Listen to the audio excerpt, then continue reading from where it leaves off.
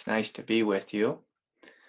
I hopped over to the Facebook page and I saw that many of you were connecting, and that really makes me smile because that's going to be a big part of this process for you, is to have some friends, some sangha here, some community. And so I'm going to let you know this. I will be starting a new Kundalini Facebook group page for this group, and I might even make it a public page. So, but this week's teaching is that Kundalini Awakening. Like if you're experiencing Kundalini Awakening, that healing must become a lifestyle. Yoga must become a lifestyle. Meditation must become a lifestyle. So Kundalini, it's a very embodied type of awakening. It's a kind of awakening that is in your face, in your spine, in your nervous system. And so, for some people, they don't experience this type of awakening on the path. They experience a transcendent awakening, which is just kind of spacious. There's a sense of freedom there. But with Kundalini, it comes with a demand. And the demand is that you heal, that you heal. And that you revolve your life around this energy. And for some of you, that may be quite bad news. You may say, I'm not a spiritual person. I didn't want a spiritual life. I don't like this energy. And I'm just going to fight with it. I'm going to resist it. And for many of us in this group, in this room, this is how we've related to the Kundalini. We've seen ourselves as a victim of it. The problem is Kundalini is an aspect of ourself. Basically, it's a manifestation of your true nature. It's the very light that animates your body right now. It's the very light, the very presence that you are. And, say before this awakening, you could say, well, I had this light and I had this presence and I was going along just fine.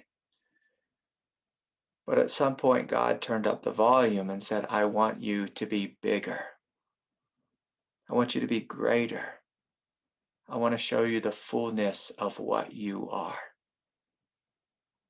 And in walks Kundalini, on the stage of your own consciousness. And so Kundalini is inviting you to be big, inviting you to be vast. In a sense, it's inviting you to be a Buddha or a goddess. And in order to do this, you have to get your life in order. You have to get your life in order. I grew up in a military house, and my father would walk into my room and it would be a mess, and he'd say, we need to police this up. And as a kid, I had no idea. I was like, what does that mean, police it up? It meant to clean it up, to make it ship shape. And so Kundalini is inviting the same thing within you. And I'll just give a very kind of a dramatic example here. So say your life is a total mess. Say you're involved in terrible, toxic relationships. And we'll have some fun here. Let's say that you're doing drugs and you're addicted to different substances. Your job is, you're working someplace where it's not living your truth. Maybe you work at Subway making sub sandwiches for people, and that's not your highest truth. It's to work at a fast food restaurant. You have arguments with your family. You have a strong, powerful inner critic. The Kundalini doesn't want any of this. What the Kundalini wants is your highest truth. So the Kundalini wants you to investigate. What is my calling? Are my relationships in alignment and creating more peace and more support in my life, or are they creating more hell and confusion? So the Kundalini wants you to investigate this. Like, how are you actually living in the world? This energy is literally the energy of God mixed with your true nature, become manifest. And so it has this innate desire that you heal, that your life is shipshape. And people have all these ideas about surrendering, about letting go, about attachment. I was speaking with someone yesterday. They said something beautiful. They had this thought that God was coming and looking at them and like they were holding on to something really precious. And God was saying, I want that precious thing from you. You must surrender that precious thing. But God isn't looking at the precious thing within you, wanting to take it from you. God is wanting to take from you. Kundalini is wanting to take from you the things that you do not want, the things that are not good for you, the things that are not helpful.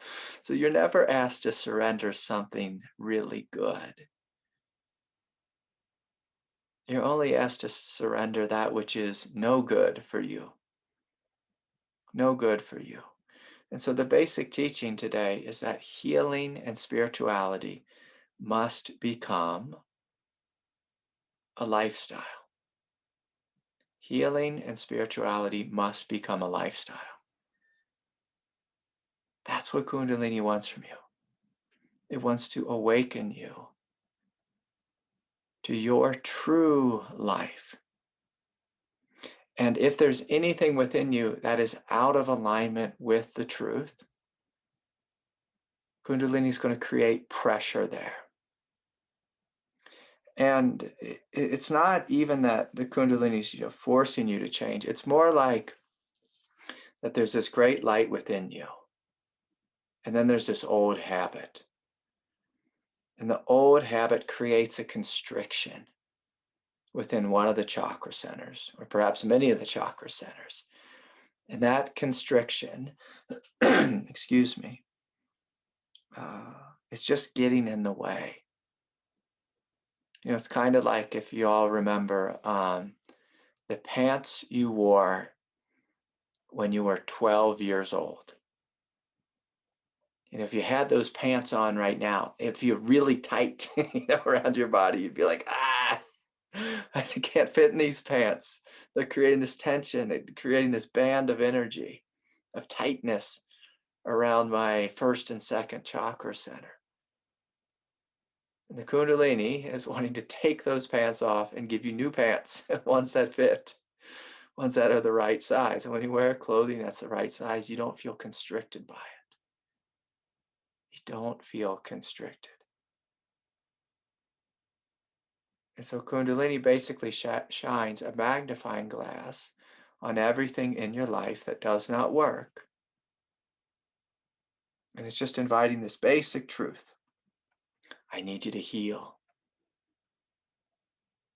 And I need your healing to become a lifestyle. A lifestyle.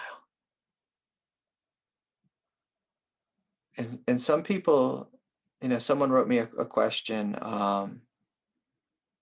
say about doing mushrooms. I get this question so often about mushrooms and cannabis that I feel like I've already answered it, but that I'm not sure, with this group. But the way the ego looks at healing is it looks for miracles, like a quick fix, where I don't have to do any work. Maybe if I just go to this one healer, or if I go to a chiropractor, they'll crack me a certain way, and then I'll be absolutely healed. I'll take the magic pill from the Western doctor or the, South American shaman. I'll take ayahuasca and I'll be automatically healed forever, through in and through out, and I won't have to face my wound and my shadow. It'll be faced for me through the magic pill. This does not work. It does not work. And I hate to say this, but many of my colleagues, my spiritual teacher colleagues in the realm of non-duality, they teach in this way. They offer this instant enlightenment kind of game, kind of dance. All your thoughts are an illusion. All your emotions are illusion. See this truth and step into the ultimate freedom. And they sell this type of thing of a quick fix where you don't have to face your thoughts. You don't have to face your emotional nature. Kundalini will not let you get away with this. Your thoughts and your emotions are stored in the 7 chakra centers. And if your thoughts are out of alignment with truth, if your emotions are out of alignment with truth, if you have unworthiness issues, these types of things, massive wounds, massive traumas, which are stored in the body, as the Kundalini flows into the chakra center, it's going to feel that constriction. The constriction of the pain, the confusion of those outdated thoughts, that outdated karma. And it's going to invite you to look at them and meet them with love. So this is how we heal. We always heal with love. A lot of Buddhists, a lot of teachers think that we heal purely through insight. But insight gives us a sense of clarity about what the problem is or what the confusion is. But insight does not heal unless it includes love. Love is what actually heals. Love is the tenderness, the softness, the compassion, to sit with something and actually grieve and let go. Or allow there to be anger and then sadness and then freedom that comes after we fully have felt our emotions. And so, this week's teaching is healing and spirituality must become a lifestyle if your Kundalini has awoke within you. It's just one of those things that if it's healing and spirituality is not a lifestyle, you're really going to suffer. You can't take Kundalini, this massive power of grace, and compartmentalize it. You can't just stuff it in a little corner of yourself and say, I'm just going to open to that during my 5-minute meditation before my 12-hour workday. Kundalini is going to say, no, that's not how this is going to work. This energy is going to want to be awake and flowing through your body at all times. Because this energy is you. It is you.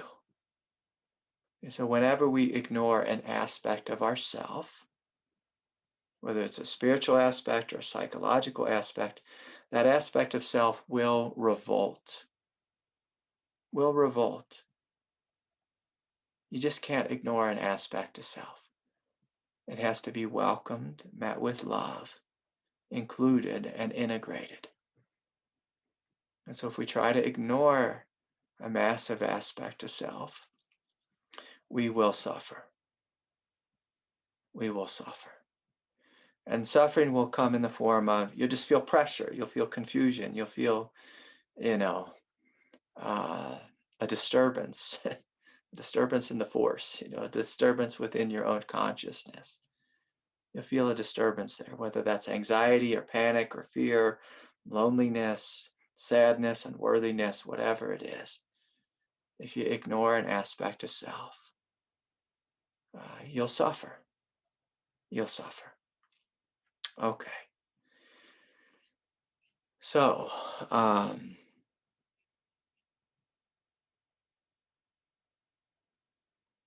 good. I think I did my part with the formal teaching aspect. So I received a lot of questions this week. And if I just look at the time, and I know, I started off this group as a 6-week group, for 1 hour sessions, and we've been doing about hour and 15-minute sessions. Um, but I will continue the group. So after the 6 weeks, I'm just going to open it up and create an ongoing group because there's been so much interest in this. And there'll be more times for you all to interact with each other during this time. But I encourage you also to reach out to each other and to do individual sessions with each other where you connect over Zoom or Skype or however it is, sharing your experience and supporting each other. So I'm going to encourage that. So, you're welcome to raise your hand and ask a question, but I'll see if I can get through the email questions real quickly. But if you have a question, you want to interact with me, use the raise the hand function, please. Here's a question from Nick. Hi, Craig. I had a spontaneous Kundalini awakening, and a lot of the symptoms have calmed down, but I feel as if I am in no man's land. My question is about responsibility on the path. I feel like I should be doing things, but also feel like there's a lot being done for me. So the question is, how much of the path after the initial awakening is effort, and how much of the path is grace? This is a beautiful question, Nick, and this goes right in alignment with what I was just speaking about. That healing must become a lifestyle. And so if we look at what Nick said, Nick was saying, I feel like a lot is happening in the background. And so that's good. So if you feel a lot of energy moving and flowing and chakra centers opening and things being released, and there's tears and energy and energetic releases, this is a good thing. That means you're doing it right. You're doing it right. So basically, the teaching here is if energy's flowing, you're doing something right. Because Kundalini is a very active energy. It's different than just transcendent spacious awareness, which is kind of just vast and empty and free. The energy of Kundalini Shakti is basically that same energy, but moving through you as you. And so if energy's moving, you're doing it right. And so you may find later, like in a month or 2 or 3, that energy is no longer moving. You may find that there's some numbness or deadness within your chakra centers or throughout your being or your experience. And that's a time to really investigate further through inquiry. Why do I feel numb? Why do I feel dead in my heart? Or why do I feel pressure or heaviness in my heart? What's this about? Is there something I'm avoiding? Is there something I need to open to? Is there something I need to let go? And these questions can be asked individually, like just to yourself, from yourself to yourself. Or if you're feeling like you ask the question and you're not getting an answer, and energy's is continuing to stagnate, that's a good time to speak with someone like me, a teacher, a therapist, a counselor, a guide. That's a good time to meditate more. So if you're meditating 1 hour a day and you feel completely dead, maybe try meditating 2 hours or 3 or 4 hours, or doing a day-long silent retreat, or simply visiting a chiropractor, an energy worker, a healer, a body worker, an acupuncturist, just to see if they can help aid you in opening up some of the energy and helping it to flow. But generally speaking, if you are feeling there's a lot of light flowing through you, a lot of love, if there's peace, if there's a quiet sense of strength, you're doing good. And that means the efforting that you're doing is the right amount, If you're feeling you had this massive awakening, but then it all shut down, then maybe we need to up our effort and practice more. And sometimes we just need to do a little bit of yoga. Sometimes we're doing too much meditation and we need to do more yoga. Sometimes we're only doing yoga and no meditation. We need to do more meditation. And all of this is an intuitive thing. So you have to feel into yourself. Just notice, well, am I awake? Am I fully present here? Is there a place I'm checking out? Is there a place I have a massive shadow? Is there a big wound in my heart where it feels like the Kundalini cannot flow? And so when I speak about, healing must become a lifestyle, this is what I'm speaking about, where you're intuitively connected to your presence in every moment of your life. Every moment of your life. And that may sound dramatic to some of you, but that's what Kundalini is wanting. That's why you're on this path.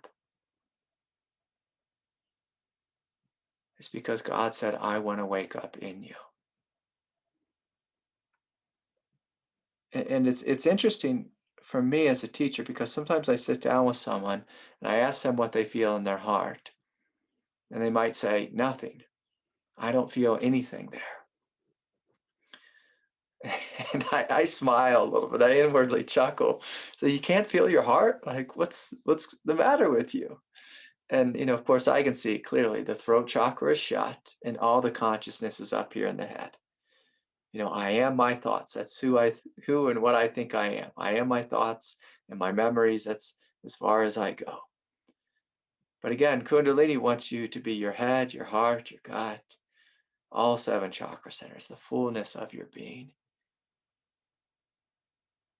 And so, great exercise I like to just play with is, like at any moment, if you imagine someone asking you, what do you feel in your heart? You to know right away. I say, well, what are you feeling in your solar plexus right now? Boom, I know the answer right away because I am intuitively and intimately connected with my heart, with my solar plexus, with my belly, with my pelvis, with my third eye, with my crown chakra. I know what's happening within me.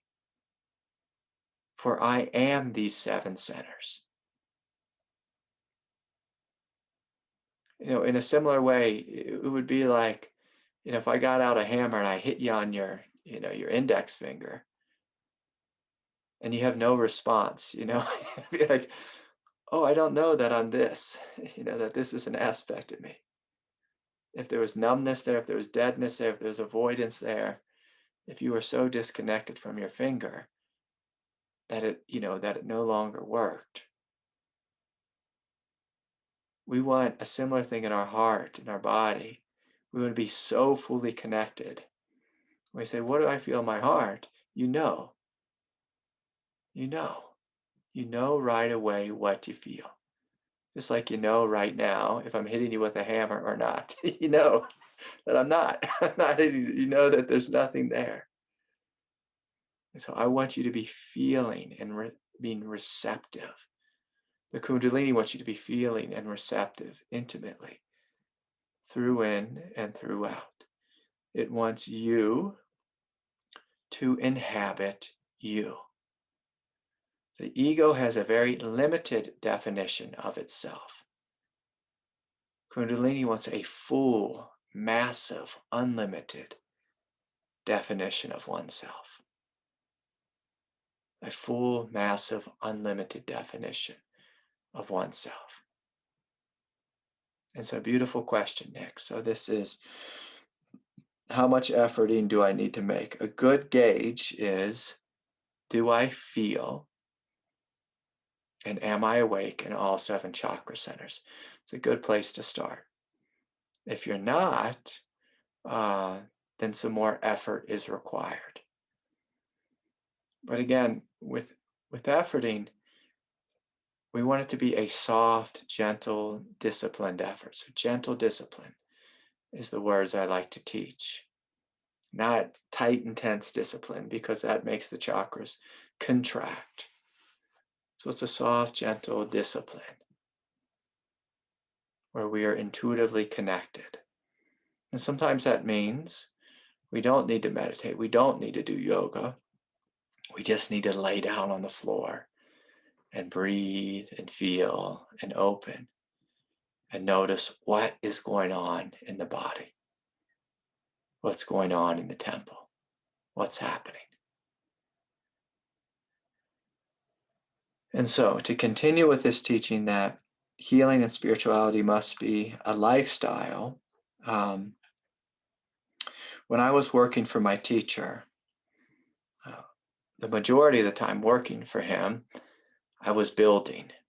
I'd be building retreat homes or fixing this or that or carrying luggage or whatever it was, carrying luggage for retreat participants. And so it was very physical work. And so there was this aspect of me that looked at my work with him as not spiritual. Like some of the time I'd just be working a shovel, say in the garden. And he'd come out next to me and maybe we'd be building a fence together or something. And, he would ask me these questions like, Craig, what do you feel in your heart right now? Where is your consciousness right now? Are you spacing out? Are you thinking about, being out of the hot sun and being at home, drinking a smoothie with some friends? Are you fully here, Craig? What do you feel in your heart? What do you feel in your belly while you're working a shovel? And see, most of us Westerners, we place this high value on work, on career. Nothing wrong with that. And we create a career identity. And then we also create a spiritual identity. And so our spiritual identity presents itself when we're sitting on our meditation cushion. And then our work identity presents itself, as soon as we put on our suit and tie or, hop in our car and start driving to work, whatever it is that we do or get on our computer. And what that does is that creates a division, a sense of divisiveness within the sense of self. And Kundalini, what it's saying is, I don't want to only experience this love and this light and this peace in an ashram setting. I want this love and this light and this peace to become manifest through in and throughout your life. Kundalini doesn't want there to be a division, doesn't want there to be two Craigs or two Nicks or two whoever's. It wants there to be one. And it wants that one to be a spiritual one. A spiritual one while you're working at Subway or McDonald's or delivering pizzas, or being the spiritual one while you're sitting on your lion throne, as a spiritual teacher or massage therapist or healer or whatever your job is, or psychic. The Kundalini wants there to be one you. And it doesn't mean you need to change your name to Swami Satchidananda and, wear an orange robe, to McDonald's when you go to work. Kundalini wants you to be your highest self all the time. It doesn't require a costume. It doesn't require any beads. It requires you to listen to your heart and you know yourself. Okay, beautiful question. So I better hurry up because I know I'm not sticking to the schedule here. Hi, Craig. I believe I've been in Kundalini process for 6 months now, and for the first 4, I had no idea what was happening. Anyways, there's been a lot of intense symptoms that have settled down, but something I get daily is a throbbing pressure between my eyebrows. It comes and goes throughout the day and doesn't bother me very much, but I've started to have visions of people's faces that I don't know when I close my eyes. Is this unusual for the Kundalini awakening process? Like I said, I'm completely new to this. I wasn't even a spiritual guy before this happened. I've gotten used to some of the kriyas that flow in my body at night, and the constant twitching of my body, but I'm just wondering if you've had any input on this. Yeah, so this is a fun question. So sometimes when the third eye begins to open, there's a throbbing there can be a pressure there can be an intensity there. Some people get really bad headaches. Some people twitch and make funny, funny faces. I think we spoke last week about one eyebrow sticking up. Sometimes it's one eye gets shut closed for a little bit. It can get a little bit, excuse me, strange and bizarre. And there's a reason for that. So most of us, we live our life in what's called, I believe, the prefrontal cortex. So that's the part of the brain that's right up here. So as the Kundalini is trying to awaken there in that point, in a sense, it's actually trying to awaken deeper in the center of your skull. But because most of us have such a strong egoic consciousness right here, it's almost like the Kundalini has to put some pressure to kind of break through and loosen that area up because our egoic identification is too strong there. So it's going to push there. It's going to create some pressure there. And as it opens there, and as you open out of egoic consciousness, which is all about this world, like I am here, you are there, I'm the boss, you're the worker, whatever it is, whatever the relationship is, the ego thinks in terms of like just practical daily reality. But as you move into the third eye, your vision, it begins to expand beyond just normal practical daily reality. Your vision can expand and include astral planes, psychic planes. Things can get quite strange and bizarre. You can open up to entities and ascended masters. If any of you come to our Wednesday night meditations, my third eye, of course, is open. And there's a number of ascended masters that I'm connected to. And so I can call upon them. And if we're fortunate, they respond and they come into the room because my third eye and the vision is open. A lot of times, actually, I don't even call upon them. They show up to me first. So they present themselves to me and then I acknowledge them. And then since when I say I call upon them, I'm inviting everyone to welcome them into their immediate experience in this moment. And so you are having, forgive me, I didn't write down the author of this question, but you're having a similar experience that I'm having, is that a face is presented. And so sometimes it's a face, then maybe you don't know that one. And it's presented to you. And this is where it can get really tricky and really confusing. It could get really schizophrenic, it could get really psychotic, or you could just start speaking to things that aren't there, in practical reality. You can open to psychic realms and astral realms and get lost in those planes. So the general teaching is connect with the energy of your feet, the energy of your pelvis, so your feet and your pelvis in theory will be touching the earth. So get grounded. And as you see these faces, just witness them with a sense of equanimity. And just notice, does this face mean anything to you? Is it calling to you? Does it come with a presence, with a power? Or is it simply a random face? Some people who are psychically open in this way, if they lived in a big, say, apartment building, they could just sit and they could see the faces of everyone in the apartment building. Does that have any great meaning? No, no, it has no meaning at all. But if you see a face that comes with a warm smile and a glow, and your heart lights up and there's a resonance there, perhaps this is a face of one of your former teachers from a previous incarnation. Perhaps it's a face of an ascended master. Perhaps it's a face of someone coming to you, wanting love, because they are in a place of suffering. Perhaps this is a face of one of your previous incarnations. But again, it's very easy, excuse me, especially in the psychic plane, to get totally lost and think it all has deep meaning. I see 1111 and that means something. Maybe it does, maybe it doesn't. I see 1111 all the time. I see 108 all the time. but I don't take it as some deep meaning. It's just, to me, I just view it as just God smiling back at me, kind of God winking at me. My angels saying hi, but, nothing more than that. Nothing more than that.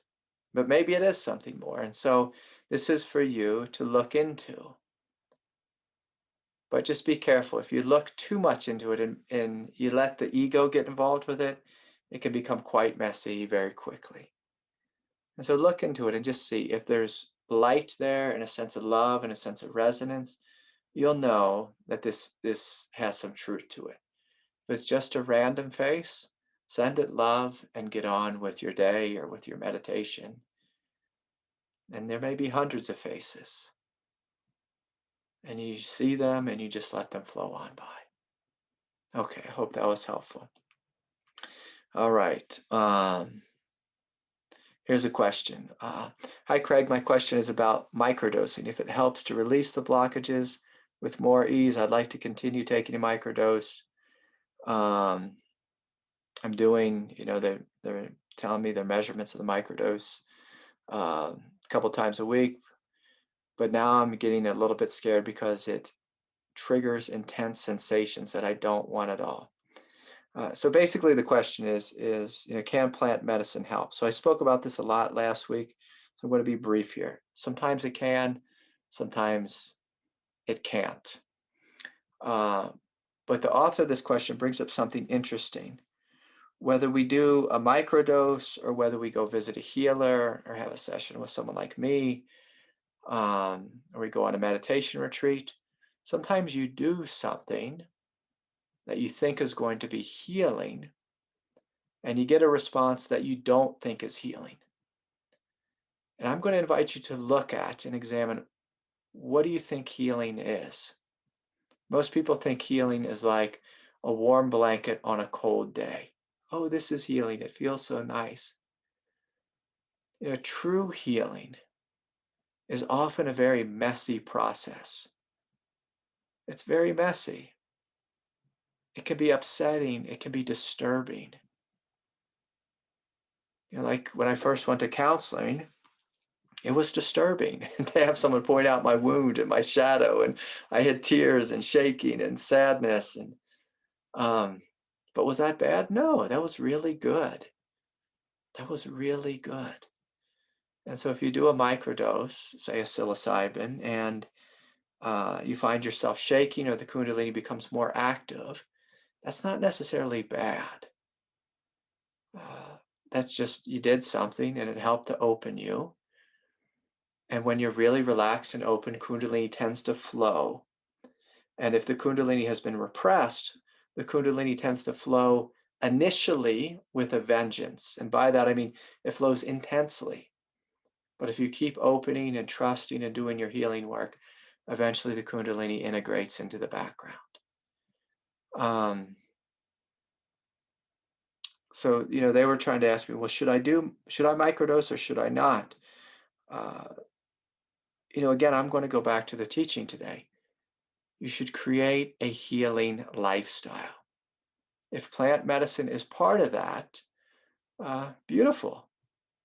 But plant medicine can't be the only thing we're doing, because then plant medicine simply becomes like Prozac or, whatever Western medication. It just becomes something we take to soothe the symptoms.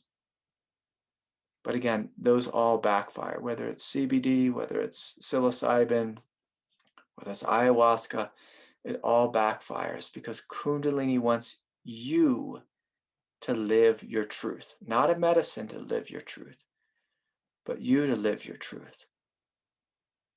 You to live your truth.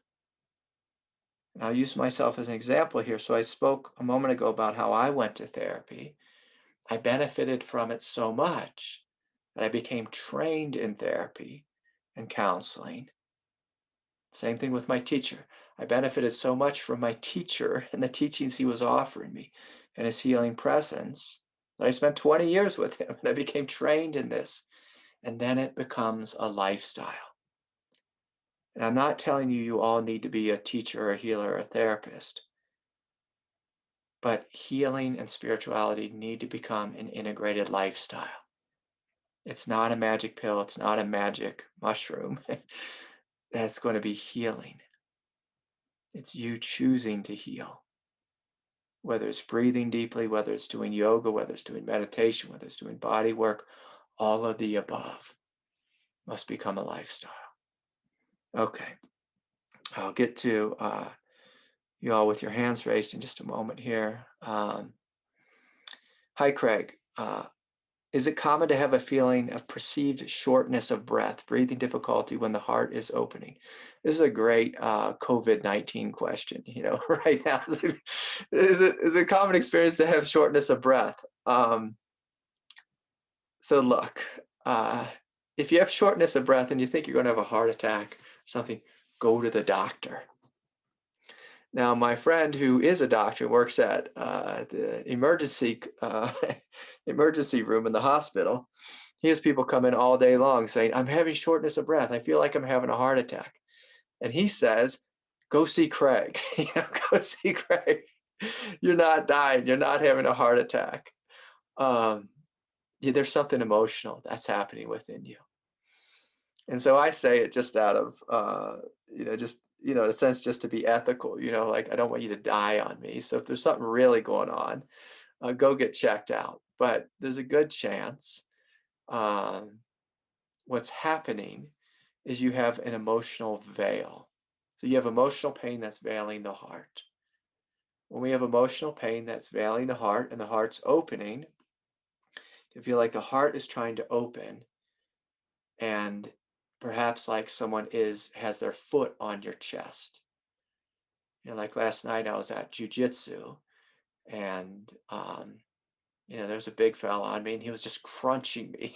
Felt like I was suffocating, and so I had shortness of breath. What we want to do is we want to remove the veil. So how do we remove the veil of shortness of breath? There probably is some emotional wound there, pain, sadness, grief, heartache. And so we need to meet this with love. So what does that look like? We might place two hands on our heart and simply ask, what is this about? What is this about? What's this pressure about? What is this heaviness about? Is there something here in my heart chakra that I've been avoiding? And so I encourage you to intuitively feel into your heart and just notice, is there pain? Is there grief? Is there sadness? Is there unexpressed sadness here? Can I open the door to this sadness and give myself permission to feel? So as you do so, you may feel the pressure temporarily increase, but as you breathe through it and let tears flow, you may notice yourself feeling lighter and more empty, or more brilliant, or shaking, or trembling, or having explosive kriyas all of a sudden. So all of this is good. So breathe, feel, open, and experience it here. And so there's a good chance it's just your heart opening.